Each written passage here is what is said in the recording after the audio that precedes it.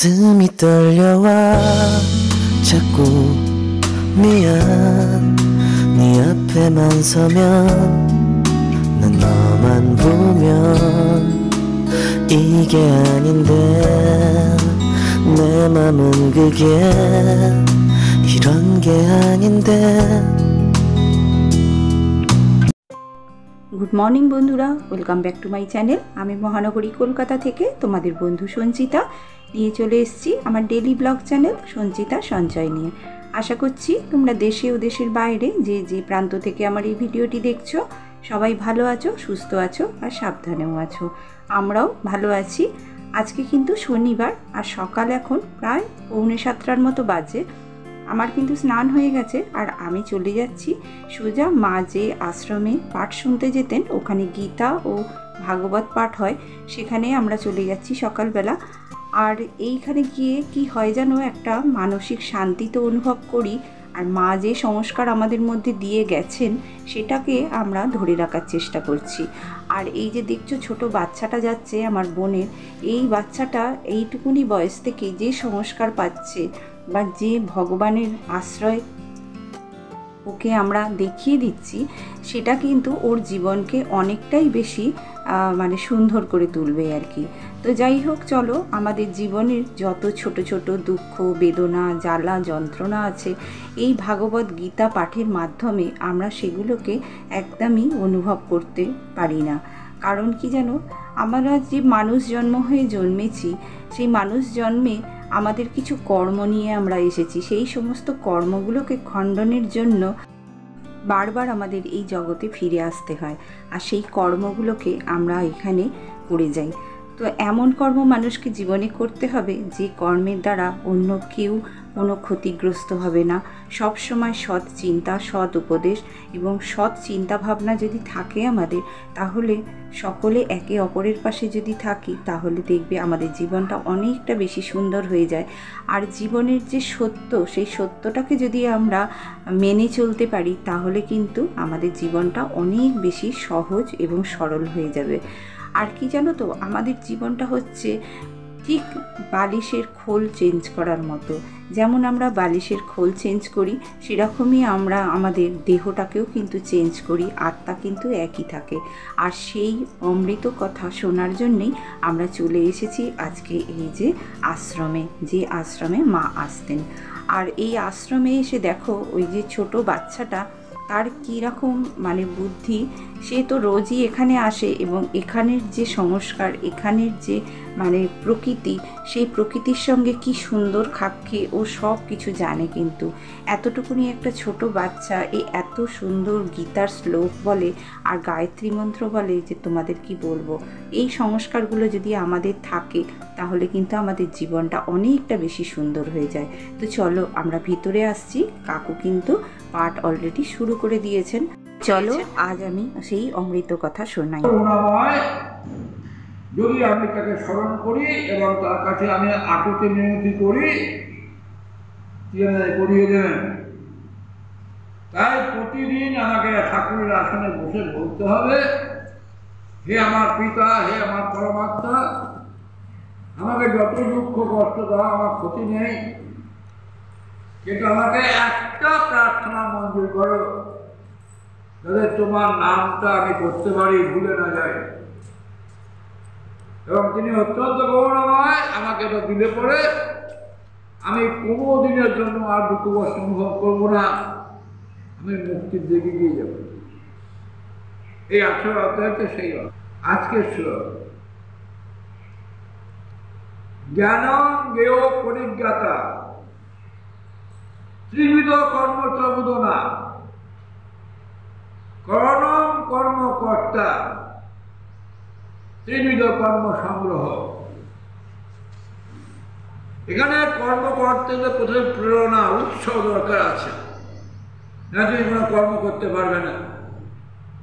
সে উৎসাহের জন্য 3টে দরকার তোমার, জ্ঞানং জ্ঞেয় পরিজ্ঞাতা। জ্ঞানং জ্ঞেয় পরিজ্ঞাতা, তুমি একটা ঘট তৈরি করবে, তোমার ঘটের দরকার। এই যে ঘটের দরকার এটা হচ্ছে জ্ঞান। আমার ঘরটা দরকার, গেও কোনটা? ঘরটা। আর পরিজ্ঞাতাকে যে এটা জানছে, অর্থাৎ তুমি নিজে। তা কোনো কাজ করতে গেলে এই তিনটে দরকার না, তুমি কোনো উৎসাহ পাবে না। জ্ঞানম জ্ঞেয় পরিজ্ঞাতা। পরিজ্ঞাতাটা খুব বুঝবার আছে। পরিজ্ঞাতা মানে পরিত প্লাস জ্ঞাতা, যিনি সব জানেন। পরিত মানে সর্বত, যিনি সব জানেন। তার পরিজ্ঞাতা কিন্তু আমি না। আমি পরিজ্ঞাতা দলের লোক, কিন্তু আমি জ্ঞাতা, পরিজ্ঞাত হতে পারিনি। কেন? সব জেনেও আমি কেউ জানি না। আমি এই মায়ার ঘরে এমন হাবুডুবু খাচ্ছি, আমি সব জেনেও জানি না কিচ্ছু। সব জানা মানে কি? আমার দেহটা কি দিয়ে তৈরি, এই দেহ কি করবে, কি করে, সব আমি জানি। তবুও কিন্তু আমি এখানে রেহাই পাচ্ছি না। সেজন্য আমি পরিজ্ঞাত হতে পারলাম না, আমি জ্ঞাতা। যে পরিজ্ঞাত হয়ে যাব, তখন আমি এখানে মুক্তি পেয়ে যাব। পরিজ্ঞাতা মানে কি?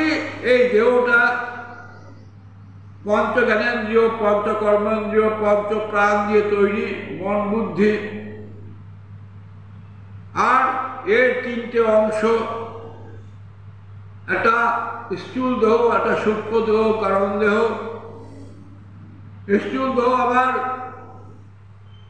পঞ্চভূত এবং নবদ্বার দিয়ে তৈরি। সব কিন্তু আমরা জানি। এই জেনে যদি আমরা ঠিক কাজে লাগাতে পারি, তবে কিন্তু পরিজ্ঞাতা আমি। স্থূল দেহ কি দিয়ে তৈরি? পঞ্চভূত নবদ্বার। সূক্ষ্ম দেহ কি দিয়ে তৈরি? পঞ্চ জ্ঞানেন্দ্রিয়, পঞ্চ কর্মেন্দ্রিয়, পঞ্চ প্রাণ, মন বুদ্ধি। কারণ দেহ কি দিয়ে তৈরি? আমার স্বভাব। তাহলে এই যে তিনটে দেহ, এই তিনটে দেহের সঙ্গে আমার কোনো সম্পর্ক নেই। আমি কেন এলাম? আমি খুব খারাপ কাজ করেছিলাম, যার জন্য দেহের মধ্যে ঢুকিয়ে দিয়ে ভগবান বলছেন, আমার পিতা বলছেন, ভয় পাস না, তোকে দিলাম দেহের মধ্যে ঢুকিয়ে, তোর সঙ্গে আমি আছি, তুই আমার অংশ, আমার স্মরণ করবি, আর এই দেহ দিয়ে যত রকমের কুকাজ করেছিলি সব শেষ কর। তাহলে আমার স্বভাবে ধরা আছে আমি কি কি করেছিলাম, সেগুলো সঞ্চিত কর্ম, সেগুলো উঠবে, আমাকে যে ঘর করাবে, তার নাম প্রারব্ধ কর্ম। এবার আমি যখন করবো, তার নাম ক্রিয়মান কর্ম, সেটা খুব সাবধান। সেই সময় তুমি যেন সর্বদাই আমাকে কর্তা বানিয়ে কাজ করো, তাহলে তোমার সব কর্ম শেষ, তুমি মুক্তি পেয়ে যাবে। আশ্রমে এসে এই কাকুর গীতা বা ভাগবত বিশ্লেষণ শুনলে মনটা এত পবিত্র হয়ে যায় আর ভালো হয়ে যায় যে কি বলবো। তাই জন্য ভাবি যে মা কেন দৌড়ে দৌড়ে এখানে আসতেন। আর এই যে ছোট বোনও এসেছে আমার সঙ্গে, দেখো ছোট বোনও সেই সংস্কারটা ওর এইটুকুনি ছোট বাচ্চার মধ্যে দিচ্ছে। তো এই যে দেখো, সব গীতা তো শেষ হয়ে গেল, ভাগবত পাঠ শেষ হয়ে গেল। আর তোমাদের এই যে দেখাচ্ছি, দেখো মন্দিরটাও এত সুন্দর। এখানে গণেশ ঠাকুর, মা চণ্ডী আছেন, আর এইখানে যে যে ওঙ্কার আছেন, এখানে আমরা সবাই অঞ্জলি দিলাম। আর তিরুপতি বালাজি, বজরংবলী, মন্দিরটার মানে চারিদিকটা এতটাই সুন্দর আর এতটাই নির্জনতা, এত ভালো লাগে যে কি বলবো।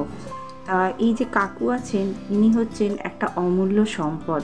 এনার মধ্যে এত জ্ঞান আছে, আর ইনি এত সুন্দর করে আমাদের গীতার মাহাত্ম্য বুঝিয়ে দেন যে যেন মনে হয় যে আমাদের জীবনটা কিছুই না, আমরা এত মায়া, এত দুঃখ, এত কিছুর মধ্যে পড়ে আছি। শুধু জীবনটাকে যেন আমরা সার্থক করতে পারি অন্যের উপকার করে, অন্যের ভালো করে। আর সব সময় মনে রাখতে হবে যে আমরা এখানে কিছু কর্ম করতে এসেছি, সেই কর্মটাকে খণ্ডন করার জন্য এমন কিছু কর্ম আমরা করে যাব যাতে আর বারবার এই পৃথিবীতে ফিরে না আসতে হয়, আর জন্ম মৃত্যু জরা ব্যাধির চক্রে না পড়তে হয়। তাই এই যে এই মন্দিরেই একটা কেদার বাবাজির মন্দির আছে, এই শিব মন্দিরটা। তা সকালবেলা তো আমি স্নান করেই গিয়েছিলাম মন্দিরে, তাই জন্য আমি একটু বাবাকেও একটু জল ফুল দিয়ে দিলাম। আর আশ্রমে তো ফুলের অভাব নেই। আর এই দেখো, এটা হচ্ছে পঞ্চবটী। এখানে পঞ্চবটী আছে, সেই পঞ্চবটীর তলাতেই কিন্তু শিব ঠাকুর প্রতিষ্ঠিত। তাই একটুখানি শিব ঠাকুরকেও পুজো করে নিলাম। যেহেতু আমার বাড়ির সামনে শিব মন্দির আছে আর আমি প্রতিদিনই যাই, শিব ঠাকুরের প্রতি আমার একটা খুব দুর্বলতা আছে জানো তো। তাই শিব ঠাকুরকে দেখলেই আমি যেখানেই দেখি সেখানেই আমার পুজো করতে বা বাবাকে জড়িয়ে ধরে প্রণাম করতে আমার এত ভালো লাগে, যেন মনে হয় স্বয়ং বাবা বসে আছেন আর আমাকে কৃপা করছেন। তা এত মনটা শান্তি হয়ে যায় যে তোমাদের সে ফিলিংসটা আর কী করে আমি বলবো। তো এখানে বাবাকে প্রণাম করে পুজো টুজো করে এইবারে আমরা বাড়িতে চলে আসব। কেন বলো তো, অনেকটা বেলা হয়ে গেছে, বাড়িতে এবার অনেকটা কাজ আছে। সেই জন্য আজকে যেহেতু বাড়ি চলে যাব, সেহেতু আমি সকাল থেকেই একটু রেডি হয়েই ছিলাম। আর এই দেখো, আমরা কিন্তু বাড়িতে চলে আসছি। আর বাজার থেকে কিছু বাজারও করে নিয়েছিলাম, সেটা আর তোমাদের সঙ্গে শেয়ার করলাম না। আজকে দেখো, আমি আম পাড়তে এসেছি ওপরে। আর এই দেখো, গাছে কত আম হয়েছে। এই আমগুলো পেড়ে নিয়ে আজকে বাড়িতে যাবো। আর কত দেখো পাকা পাকা আম হয়েছে। বাজার টাজার করে নিয়ে আমরা এই যে বাড়িতে চলে এসেছি। আর দেখো, ওপরে এসেছি, এইবারে আম পাড়বো। গাছের দাদা আম পেড়ে দিচ্ছে, বলল যে আম পেড়ে দিচ্ছি, নিয়ে যা। আমগুলো তো সব গায়ে রং ধরে গেছে।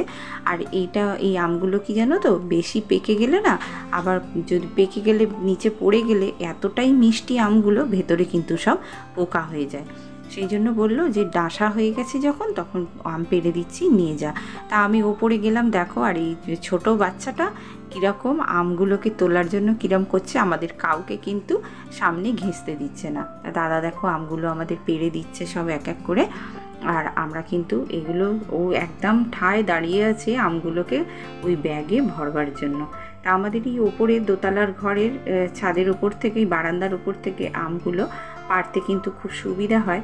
যেহেতু গাছের ডালগুলো সব রাস্তার দিকে চলে গেছে, তাই জন্য একটু অসুবিধা আর হয়। আর ও দেখো, একটা কি সুন্দর লগা বানিয়ে রেখে দিয়েছে, সেইটা করে টেনে টেনে লাস্টে যখন দেখছে আর হচ্ছে না, তখন ওই ডালটাকে টেনে ওপর থেকেই আমরা আমগুলোকে গুছিয়ে পেড়ে নিলাম। আমাকে বললো একটু ডালটা ধরে টানতে, আর আমি টেনে ধরে আছি। আর দেখো, আমগুলো সব এক এক করে পেড়ে নিচ্ছে। তা বন্ধুরা, তোমাদের তো আগের ভিডিওতে আমি দেখিয়েছিলাম যে এই যে আমের গাছের এই যে আমগুলো কত সুন্দর হয়ে আছে। তা আজকে এইগুলো পেড়ে নিয়ে যাচ্ছি বাড়িতে গিয়ে। কি করব জানো, একটা ড্রামের মধ্যে, চালের ড্রামে দিয়ে দেব। আর এগুলো অল্প একটু পাকবে, আর তারপরেই কিন্তু খেয়ে নিতে হবে, বেশি দিন কিন্তু রাখা যাবে না আমগুলো। তা ও বললো যে আবার কবে আসবো না আসবো, তাই জন্য আমগুলো পেড়ে দিচ্ছি। আমগুলো পেড়ে নিয়ে এবার আমরা নিচে চলে যাব এঁচড় পাড়ার জন্য। তাই এঁচড় গাছে তো তোমাদের দেখিয়েছি, এত ওপরে হয়ে আছে এঁচড়গুলো যে আমাদের পাড়া খুবই অসম্ভব। তাই জন্য, আর ওপরের বারান্দা থেকে দেখো কীরকম দেখাচ্ছে, গাছে কত হয়ে আছে, কিন্তু পাড়ার উপায় নেই। ওপর থেকে পারলে হয়, কিন্তু নিচে পড়লে যদি ফেটে যায় তাহলে কিন্তু আর খাওয়া যাবে না। সেই জন্য আমাদের ওপর থেকে দাদা পাড়ার চেষ্টা করেছিল, কিন্তু পারেনি। চলো তোমাদের আর একটা জিনিস দেখাই। এই দেখো, আমাদের পাশেই একটা দিদির বাড়িতে কত ফল হয়েছে। এটাকে কি ফলে তোমরা নাম জানো, সেটা কিন্তু আমাকে অবশ্যই জানাবে। আমরা কিন্তু এই ফলটাকে আঁশফল বলে জানি। দেখো, আঁশফলগুলো গাছে হয়েছে কিরম থোকা থোকা। আর যেহেতু এটা লিচুর প্রজাতি, কিন্তু এটা তো ফলটা ছোট ছোট হয়, এখনও কিন্তু এটা বড় হয়নি, সবে একটু একটু ছোট ছোট হয়েছে। আর আমাদের এই বারান্দার উপর থেকে এত সুন্দর লাগছিল দেখতে। আর দেখো না, ওই যে আমটা সেই আগের দিন দেখিয়েছিলাম তোমাদের, পাকা আমটা, সেইটা দেখো না, আমার মেয়ে এই দেখো ধরতে গিয়ে হাতে ছিঁড়ে চলে এলো। আমাদের এখানে জানো তো, এত কিছু তো আমরা হাতের কাছে পাই না, তাই জন্য আমাদের কিন্তু খুব মজা হচ্ছিল ওপরে গিয়ে। আর এই দেখো না, ঘরগুলো সব বন্ধ করা আছে, এতটাই গরম ওপর ঘরে, যে ওপর ঘরে তো দিনের বেলা থাকা যায় না, তাই জন্য যতটা সম্ভব আমাদের নিচের ঘরেই থাকে। আর নিচের ঘরগুলো জানো তো এত ঠান্ডা না, সেখানে এসির দরকার হয় না, শুধু পাখা চললেই প্রচুর ঠান্ডা। আর নিচের ঘরগুলো যেহেতু অনেক বড় বড়, আর সেখানে হাওয়া বাতাসও খেলে। আর ওপরের ঘরে না দিনের বেলা কেউ আসতেই চায় না জানো। কিন্তু একটা বিছানা করা আছে, সেই বিছানাটায় এই যে ছোটো বোন বাচ্চাটাকে নিয়ে মাঝে মাঝে আসে সন্ধেবেলা পড়াতে টড়াতে, আবার কিন্তু নেমে যায় দিনের বেলা নিচে, আর নিচের ঘরেই কিন্তু থাকে। আর এই দেখো দাদা এঁচড় পেড়ে দেওয়ার জন্য উঠেছে, অনেক কষ্ট করে একটা টুলে উঠেছে, কিন্তু ও একটা লাঠির মধ্যে করে একটা ছুরি বেঁধে রেখে দিয়েছে যেন, সেইগুলো দিয়ে যতটা সম্ভব পারার চেষ্টা করছে। আমি বললাম আজকে তো আমি বাড়ি চলে যাব, সেই জন্য ওকে বললাম, ও বলল ঠিক আছে দাঁড়া আমি চেষ্টা করে দেখছি। এই দেখো একটা খুব ছোটই একটা এঁচড় পারছে, কিন্তু সে অনেক কষ্ট করে, আমার নিজেরই খারাপ লাগছিল দাদাকে দেখে যে এত কষ্ট করে এঁচড়টা পারছে। অবশেষে কিন্তু এঁচড়টা কেটে গেল। আর এই দেখো দুখানা এঁচড় আমাকে পেড়ে দিয়েছে, আমি কিন্তু নিয়ে বাড়িতে আসবো। আর আমও পেড়ে দিয়েছে। আর জানো তো দাদা বলে যে এঁচড়কে কেটে আর এই রকম অনেকক্ষণ ফেলে রেখে দেয় ফাঁকা জায়গায়, আঠাটা ঝরে গেলে তারপরে ও ব্যাগে করে ভরে দেয়। দেখেছো কীরকম আঠা বেরোচ্ছে। তো চলো বন্ধুরা, ভিডিওটা আজ এই পর্যন্তই রাখছি। দেখা হচ্ছে আরও একটা নতুন ভিডিও, কারণ বাড়ি যাবার জন্য রেডি হতে হবে। তো তোমরা সবাই ভালো থেকো, সুস্থ থেকো, সাবধানে থাকো। নিয়ে আসছি আরও নতুন ভিডিও। টাটা।